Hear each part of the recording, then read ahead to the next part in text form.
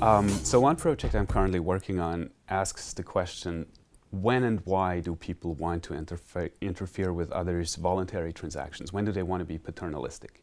There's a lot of examples like that. You can't, for instance, just sell one of your organs in exchange for money, or you can't advertise in most countries sexual services in exchange for money.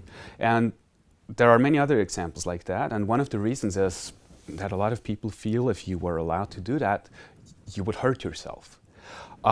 It's an interesting factual question whether this is actually true, which I've looked at in previous research. In this project, I want to see whether people might have systematic biases in what they think would be good for others.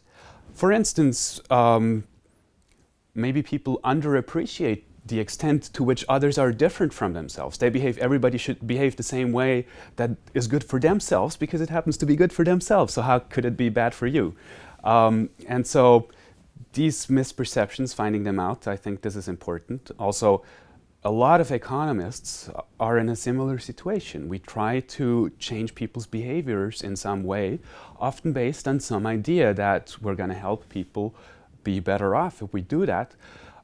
If that's based on some kind of misperceptions and systematic psychological biases, that would be very important to know.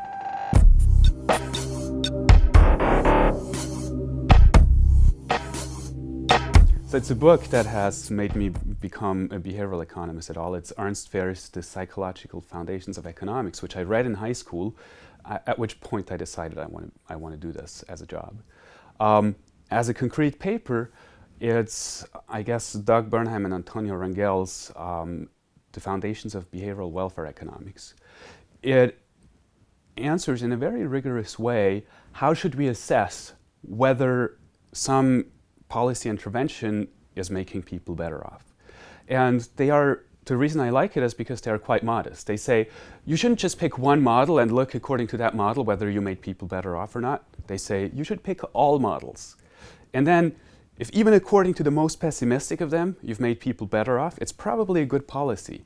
If even according to the most optimistic one, you failed to make people better off, it's probably not a very good policy.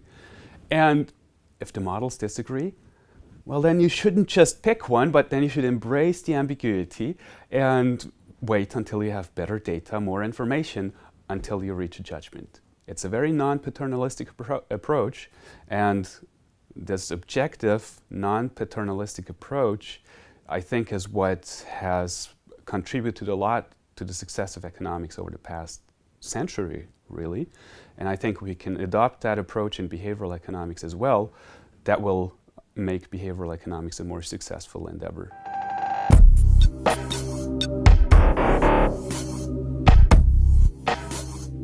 Okay, so it's going to sound cheesy, but I think what all economists try to do is to make the world in some way a better place. And one way in which you can try to do that is by helping people make better choices. Now, a really important question and a difficult question is, what is a good choice? If you are not willing to just say choice A is good and choice B is bad, you need to have some systematic way of assessing that. So figuring out something like that is really important.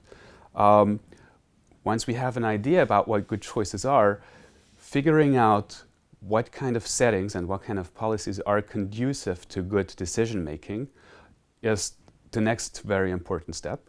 And this has applications all throughout economics.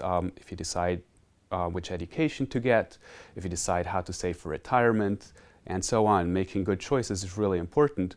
And as a parent, I'm very aware that this is one of the things where economics has very broad implications. Helping my kids make good choices, I think, is one of my main responsibilities as a parent. And so it's really important that economics has good answers to these questions. I'm Sandro Ambuehl. I'm an assistant professor of economics at the University of Toronto.